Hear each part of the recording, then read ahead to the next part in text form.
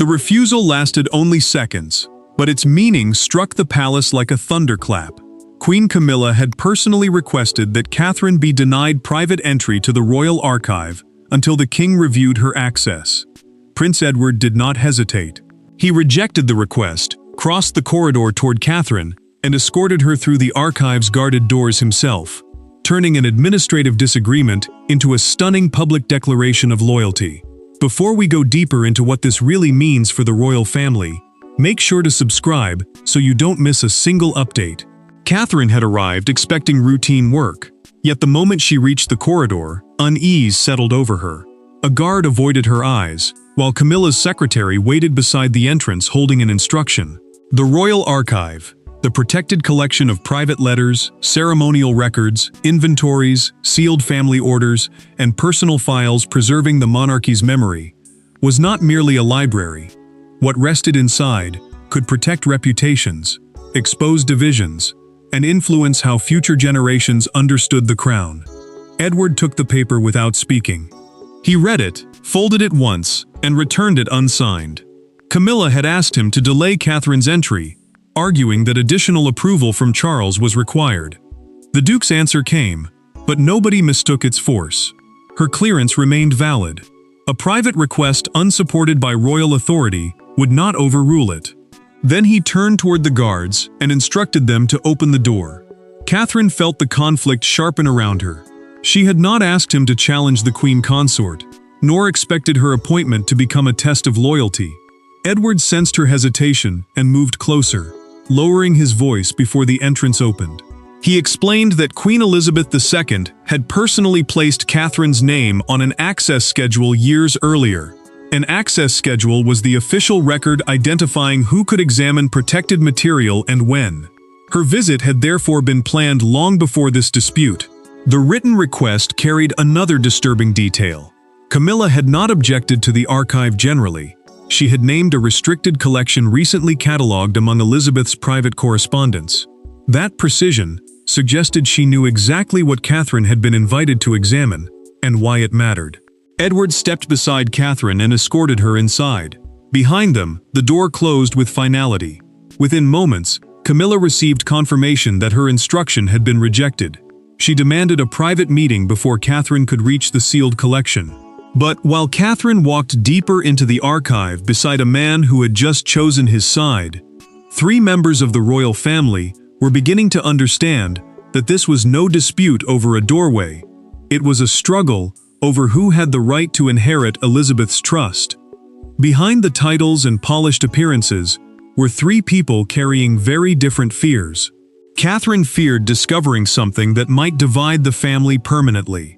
Edward feared betraying the promise he had made to his late mother, and Camilla feared that somewhere inside the archive lay a judgment written before she became queen.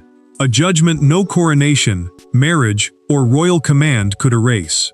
Catherine slowed beside the reading table, unable to ignore the silence that had followed them through the guarded door. She told Edward she had never wanted this access to become a contest with Camilla. The princess understood her growing place within the monarchy, but she also understood its danger. As the future queen, she was being prepared to protect continuity, preserve the crown's reputation, and study the records that would one day help guide William's reign. Yet every step forward could be twisted into an accusation that she was trying to weaken the woman beside Charles. Edward listened without interrupting. The quieter son had spent most of his life avoiding public confrontation, but silence had never meant ignorance. He knew Elizabeth's working habits, the difference she drew between private affection and constitutional duty, and the care with which she recorded instructions that could not be altered by emotion. A constitutional duty was an obligation tied to the crown itself rather than to personal family preference. His mother had trusted him because he understood that distinction. Camilla waited elsewhere with an untouched cup of tea beside her. She removed her glasses, placed them down carefully, and asked her secretary whether Edward had looked angry. The answer unsettled her more than anger would have. He had looked determined. Rage could fade. Determination usually meant a decision had already been made. Edward finally broke the silence through a documented account he had preserved from one of his last private conversations with Elizabeth. She had instructed him never to let informal palace pressure override a recorded archival authorization, even if that pressure came from the reigning monarch's household. An archival authorization was the formal permission allowing someone to examine protected royal material. Catherine now understood that his refusal had not been improvised. He was carrying out a promise. Then the restricted collection's purpose became clear. It contained correspondence about the duties of royal spouses, the protection of family memory, and the limits placed on those who married into the crown. Before Catherine could respond, an archivist approached Edward with a sealed index card. One date appeared on its face, linked to a forgotten ceremony, where the tension between Camilla and Catherine had first become impossible to conceal. That date would lead them away from the silence of the archive and back to one carefully staged royal ceremony. The moment when a single request from Camilla forced Elizabeth to make a private decision that Edward never forgot. The conflict had not begun at the archive door. Its true beginning came years earlier, during a private Windsor ceremony, when Camilla asked that Catherine be removed from a small family presentation involving objects connected to future queens. Elizabeth heard the request, watched Catherine quietly step aside to avoid embarrassment, and made a decision in that instant. No voices were raised. No public scandal followed, but for Edward, it became the point of no return. Edward remembered the ceremony with painful clarity, because nothing about it had seemed dangerous at first. The gathering at Windsor Castle had been arranged to catalog letters, ceremonial gifts, family photographs, and personal objects linked to generations of royal women. To catalog meant to record and preserve each item so its history could not later be altered or lost. Elizabeth had invited Catherine to observe, because the future queen needed to understand how private memory becomes part of the monarchy's official inheritance. Camilla changed the mood before the presentation began. She spoke quietly to the Lord Chamberlain, the senior palace official responsible for major royal arrangements, and argued that Catherine's presence was premature. Then came the request. She should leave before the objects were discussed. Catherine overheard enough to understand. She did not challenge anyone. She simply stepped back and began moving toward the door, choosing dignity over confrontation even as the rejection cut deeply. Elizabeth noticed at once. The late monarch stopped the ceremony, called Catherine back, and placed an empty chair beside her own. Edward watched his mother tell the princess to sit there. The gesture was calm, but its meaning was unmistakable. Catherine would not be treated as an outsider in matters connected to the crown's future. Edward then revealed, through the private account he had preserved from that day, what happened after the room emptied. Elizabeth summoned him without aids, and dictated a note stating that Catherine must never be excluded from historical preparation because of jealousy, anxiety over rank, or household politics. That note was later attached to the access schedule he was now enforcing, and why it could never be ignored. The pattern could no longer be denied. Camilla's attempt to block Catherine from the archive repeated the very behavior Elizabeth had warned against years earlier. Before Edward could say more, an archivist entered and announced that Camilla had arrived outside the restricted reading room. She refused to leave without speaking to him face to face. The old wound was no longer hidden inside a memory or sealed instruction, because Camilla was now standing only a few feet away, and Edward would have to tell her directly that Elizabeth's final safeguard had been written because of her. Camilla entered expecting hesitation. Instead, she found Edward standing between her and the archive table, with Catherine silent behind him. The queen demanded to know why her instruction had been ignored. Edward did not bow his head, soften his voice, or search for diplomatic language. He simply told her that she did not possess the authority to cancel an access order issued by Elizabeth herself. Camilla held her ground. She argued that, as queen, she had a duty to protect sensitive family material and prevent private records from becoming weapons inside the monarchy. Catherine's review, she insisted, should wait until Charles decided whether the files threatened unity. Yet Edward refused to let caution become control. The Royal Archive, he explained, worked through written authorization rather than household preference. Its keeper, the official responsible for protecting access, records, and historical custody, had preserved Elizabeth's approval, and no lawful withdrawal had ever followed. Camilla stepped closer and asked whether he intended to humiliate her. Edward's answer cut through the tension. Preventing humiliation was not the same as concealing history, and rejecting an improper order was not an attack. The Queen heard the distinction, but it offered no comfort. Catherine then intervened, telling them she would postpone the review voluntarily if that prevented further damage. Edward turned toward her at once. Delay, he warned, would validate the very pressure his mother had ordered him to resist. Catherine watched both of them carefully, aware that one careless sentence could turn a dispute over procedure into a permanent family fracture. Still, she understood Edward's deeper fear. Surrendering now would teach every future household that Elizabeth's written wishes could be bent. The argument changed when Edward placed the sealed index card on the table. Through the documented instruction attached to it, he revealed that Camilla's earlier request at Windsor had been cited by Elizabeth as a direct example of unacceptable interference. The late monarch had recorded the incident immediately, not years later, and had entrusted her youngest son with enforcing the safeguard after her death. Camilla's anger faltered. She realized Elizabeth had not merely disapproved of that old request, she had built a barrier against its repetition. Edward had not invented this confrontation. He had inherited it. Camilla warned that Charles would hear of his defiance. Edward replied that the king should hear everything, including why their mother believed such protection was necessary. Her silence hardened before she turned away, but the finality she wanted had vanished. Camilla walked away furious, but the greater shock was still waiting beyond the confrontation. Edward's confidence did not come merely from family loyalty. It came from a chain of authority that even Charles would struggle to overturn. Edward had not acted on impulse. Every step, from refusing Camilla's instruction to escorting Catherine through the guarded door, rested on a structure Elizabeth had built with extraordinary care. She understood that after her death, personal influence might be used to reshape access, memory, and reputation.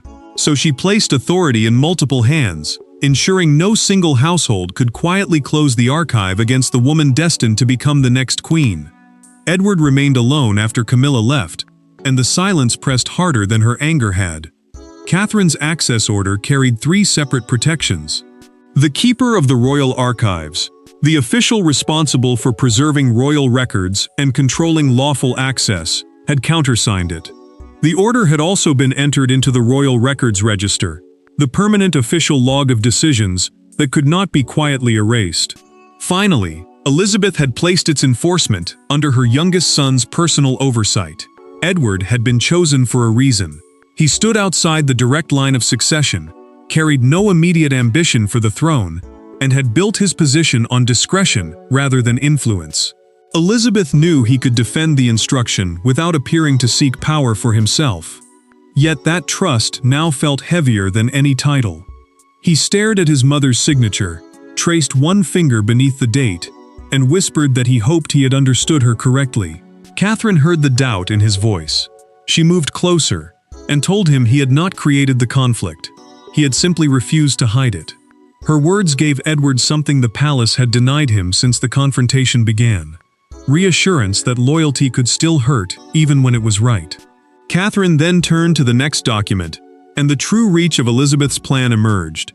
The authorization granted access not only to private correspondence, but also to a classified memorandum, a restricted written statement explaining the duties, limits, and influence of future royal consorts. A consort was the spouse of a reigning monarch, expected to support the crown without replacing its constitutional authority. The memorandum drew a boundary Camilla could not cross. It stated that the spouse of the reigning sovereign could not control records intended to prepare the spouse of the heir. Catherine's access therefore belonged to the monarchy's future, not to the preferences of the current royal household. Then the telephone rang. Charles did not ask Edward to send the memorandum or explain it from a distance. He ordered his brother to come immediately and account for why the Queen had left the archive in tears. Edward had defended Elizabeth's instruction against Camilla, but facing his brother would be different, because Charles was not merely protecting his wife. He was confronting evidence that his mother had prepared for a future in which his own household could not be fully trusted. Charles expected an apology. Edward arrived carrying a copy of the authorization instead. The king listened as his brother described Camilla's attempt to halt Catherine's access, the confrontation outside the reading room, and Elizabeth's written safeguard. Then Charles reached the passage, explaining why no royal spouse could obstruct the preparation of a future queen. His hand stopped moving. For several seconds, he could not bring himself to read further. Edward had insisted on meeting alone. No aides, no secretaries, and no representative from Camilla's household would be allowed to turn the dispute into a contest between rival royal offices.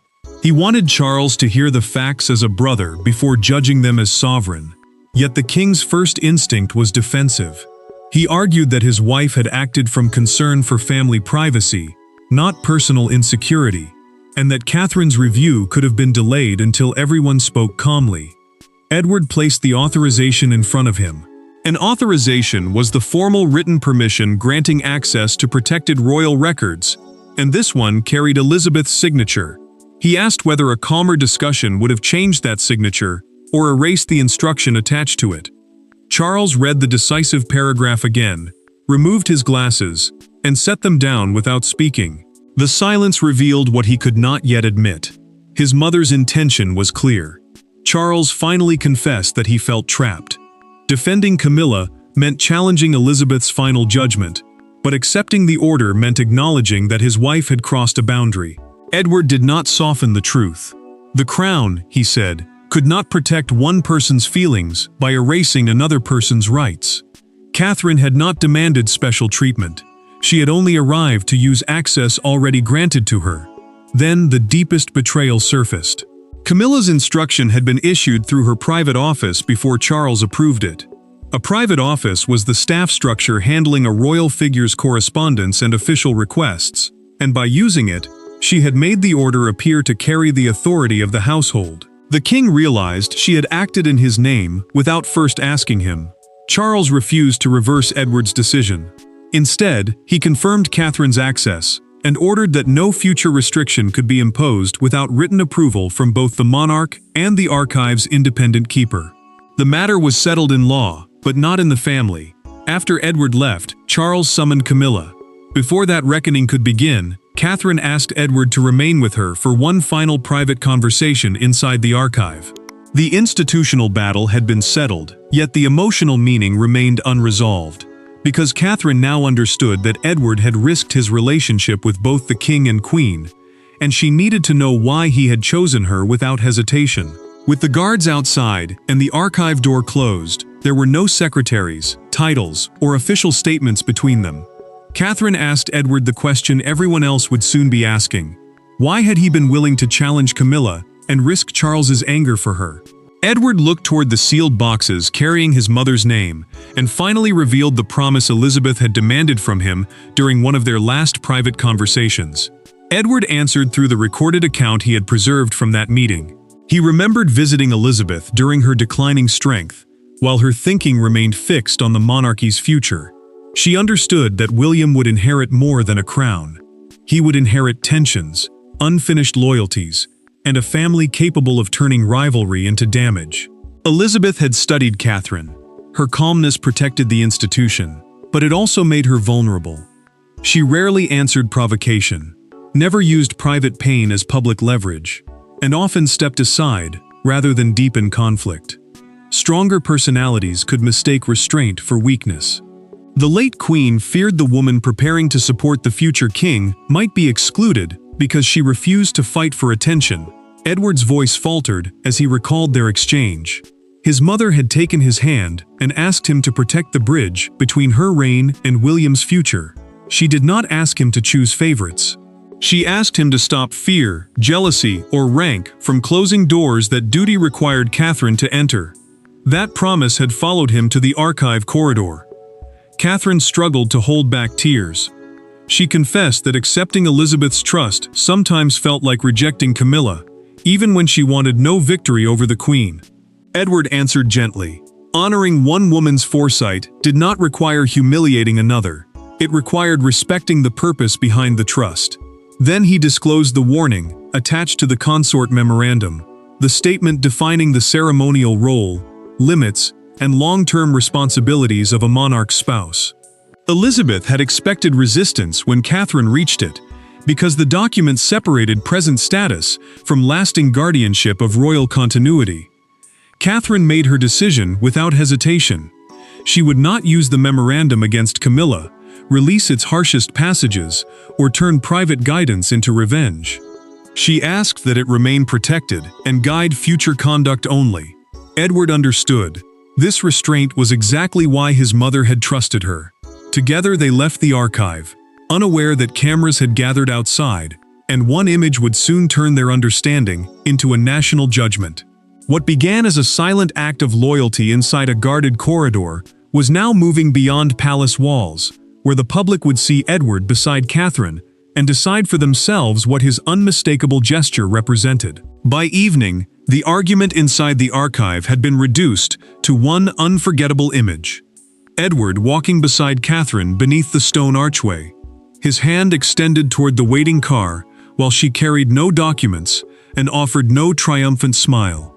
The photograph looked restrained, almost ordinary. Yet across Britain it was interpreted as something far greater, a son of Elizabeth personally guiding the future queen out of the institution his mother had ordered him to protect. Palace communications moved quickly, releasing a brief statement that Catherine had attended a previously authorized archival review, and that Edward accompanied her as guardian of Elizabeth's instructions. That role meant he was responsible for ensuring the late queen's written directions were obeyed exactly. The statement was careful. It mentioned no rejected request, no confrontation, and no tears. But caution could not contain the meaning people had already attached to the moment. Camilla watched the coverage alone, as commentator after commentator described Edward's gesture as an endorsement of Catherine. The Queen endured the speculation, until one broadcaster called the princess Elizabeth's final line of continuity. Then she switched off the television. Silence followed, but it offered no relief. She understood that the public was no longer debating who had won an argument. They were deciding who had protected the future before the entire nation. Edward felt none of the triumph being placed upon him. He told Sophie that he had not escorted Catherine to make a statement or embarrass anyone. The trusted confidant answered quietly that duty sometimes becomes a declaration, precisely because others were afraid to perform it.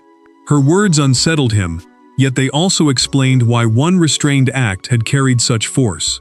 The next morning, a major newspaper printed the headline, "Edward opens the Queen's door," above the photograph of Catherine leaving the archive.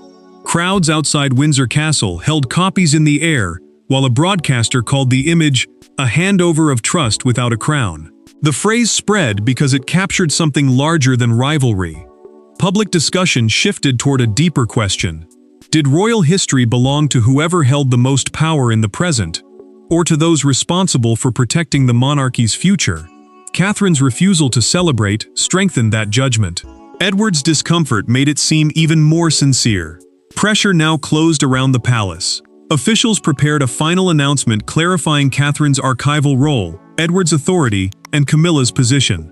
Every member of the family would have to accept what came next. The public had already delivered its emotional judgment, but the monarchy still needed to state its own.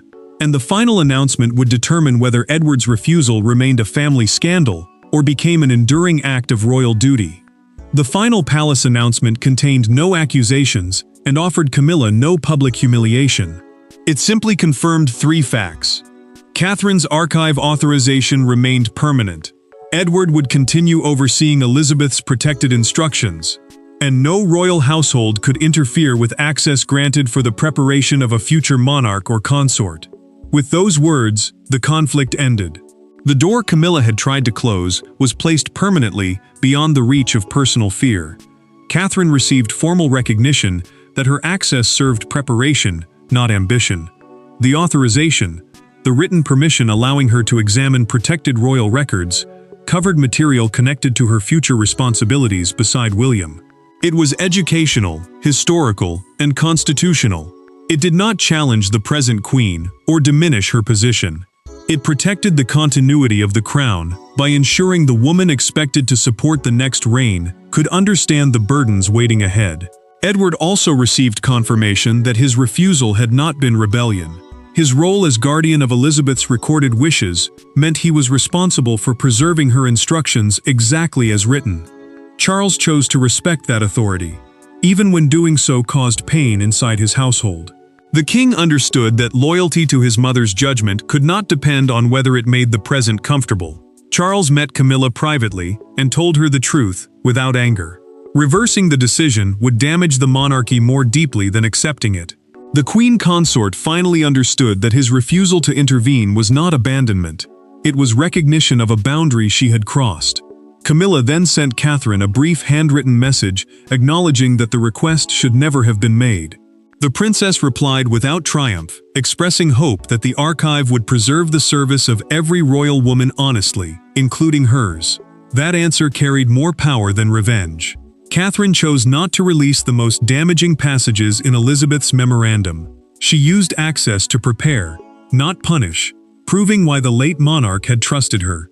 Edward later returned alone, placed the original instruction inside its protective case, and smiled for the first time.